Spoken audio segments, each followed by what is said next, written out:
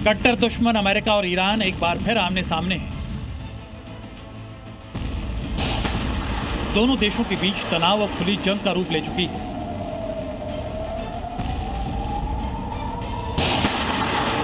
मिसाइलों की गड़गड़ाहट, ड्रोन की दहशत और युद्ध के सायरन से पूरा मिडिल ईस्ट दहल उठा है।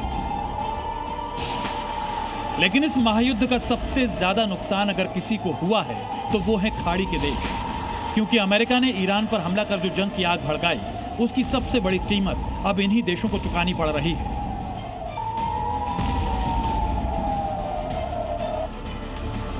ईरान की मिसाइल और ड्रोन के निशाने पर Qatar, Kuwait, UAE, Bahrain, Iraq, Jordan, Oman जैसे देश हैं, क्योंकि इन देशों में मौजूद हैं अमेरिका के बड़े सैन्य ठिकाने।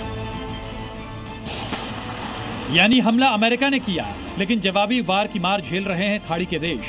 यही वजह है कि फारस की खाड़ी में अमेरिका के सबसे करीबी साथी भी नाराज नजर आ रहे हैं। मीडिया रिपोर्ट्स के मुताबिक अमेरिका और इजराइल ईरान पर हमले की तैयारी कर रहे थे। नवंबर 2025 से ही ईरान पर अटैक की प्लानिंग शुरू हो चुकी थी। खाड़ी देश में अमेरिकी बेस को पहले से अलर्ट कर दिया गया था, लेकिन खाड़ी देशों को इस ऑपरेशन की जानकारी तक नहीं दी गई।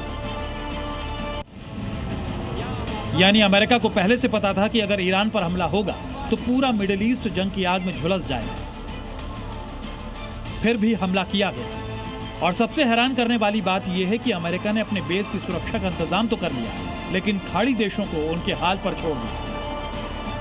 जंग शुरू होने के बाद ईरान ने खाड़ी देशों पर लगभग 380 मिसाइलें दागी और 1480 से ज्यादा ड्रोन हमले किए। इन हमलों में करीब 1 दर्जन लोगों की मौत हुई। और अब ईरान ने अपनी रणनीति भी बदल दी है। अब सिर्फ अमेरिकी ठिकानों पर नहीं, बल्कि तेल के ठिकानों को भी निशाना बनाया जा रहा है। ईरान के निशाने पर अब कुवैत के तेल ठिकाने और बहरीन के ऊर्जा ठिकाने हैं। दरअसल ईरान दुनिया को यह संदेश देना चाहता है कि जो देश अमेरिका का साथ देगा, उन्हें भी इस जंग की कीमत चुकानी पड़ेगी।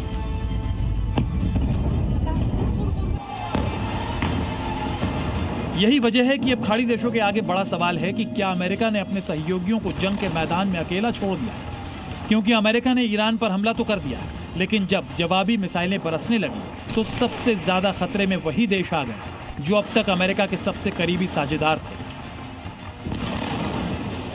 ब्यूरो रिपोर्ट, जी मीडिया।